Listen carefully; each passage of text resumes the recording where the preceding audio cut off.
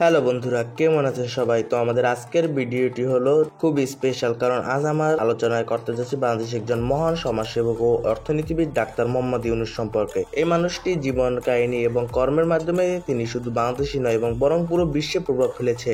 জীবনের শুরু। ডাক্তার মোহাম্মদ ইউনূস 1940 সালে চট্টগ্রামে জন্মগ্রহণ করেন। তার প্রাথমিক শিক্ষা শুরু হয়েছিল চট্টগ্রামে এবং পরে তিনি ঢাকা বিশ্ববিদ্যালয় থেকে অর্থনীতিতে স্নাতক ডিগ্রি লাভ করেন। এরপর ইউনূস যুক্তরাষ্ট্রে ভ্যান্ডারবিল্ট ইউনিভার্সিটি থেকে অর্থনীতির উচ্চশিক্ষা গ্রহণ করেন। তার বৈজ্ঞানিক মনোভাব এবং অধ্যবসায়ের জন্য তিনি একদিন পুরো বিশ্বের জন্য প্রভাবশালী ব্যক্তি হয়ে উঠবেন। তা কে জানতো? ডাক্তার ইউনূসের জীবনে এক মহামূলক বাঁক আসে যখন তিনি গ্রামীণ ব্যাংক প্রতিষ্ঠা করেন। 1976 সালে তিনি গ্রামের মানুষের কাছে ছোট ঋণ দেওয়ার জন্য একটি নতুন ধারণা তৈরি করেন। তিনি দেখতে পান যে ক্ষুদ্র ঋণ পেয়ে গরিবরা নিজের ব্যবসা শুরু করে জীবনযাত্রার মান উন্নত করতে পারে। গ্রামীণ ব্যাংকের মাধ্যমে তিনি যে মাইক্রো ফাইন্যান্স বা ক্ষুদ্র ঋণের ধারণা প্রদান করেন তা এখন বিশ্বব্যাপী এক বিপ্লবের রূপ নিয়েছে।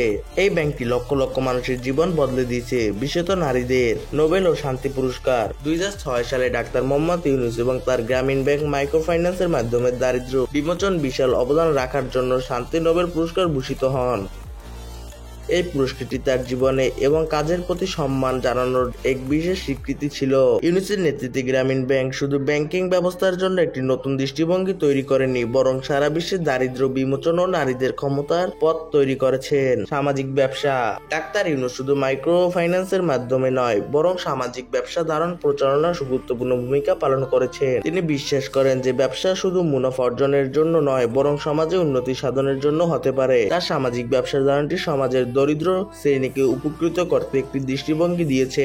ডাক্তার ইউনূসের মতে অর্থনৈতিক উন্নতি মানুষের জীবনে সুখ আনতে পারে, তবে সেটা যদি সমাজের সব মানুষের জন্য না হয় তাহলে আর তার কোনো মূল্য নেই। তিনি তরুণদের জন্য একটি শক্তিশালী বার্তা রেখে গেছে যে তারা যদি জীবনে কোনো পরিবর্তন আনতে চায় তবে তাদের সৃষ্টিশীলতা, উদ্ভাবন এবং মানব কল্যাণ দিকে মনোযোগ দিতে হবে।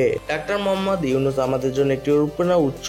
তার কাজ এবং দৃষ্টিভঙ্গি আমাদের শেখায় যে সমাজের জন্য কাজ করা এবং মানুষের জন্য কিছু করা কতটা গুরুত্বপূর্ণ। আমরা আশা করি এই ভিডিওটি তোমাদের কাছে উপকৃত হয়েছে। বর্তমানে ডাক্তার মোহাম্মদ ইউনূস বাংলাদেশের তত্ত্বাবধায়ক সরকার বা প্রধান উপদেষ্টা। 2024 সালে ছাত্রদের আন্দোলনে তিনি প্রধান উপদেষ্টা হন। যদি ভিডিওটি ভালো লাগে তাহলে লাইক, কমেন্ট, শেয়ার ও চ্যানেলটি সাবস্ক্রাইব করে আমাদের পাশে থাকবে।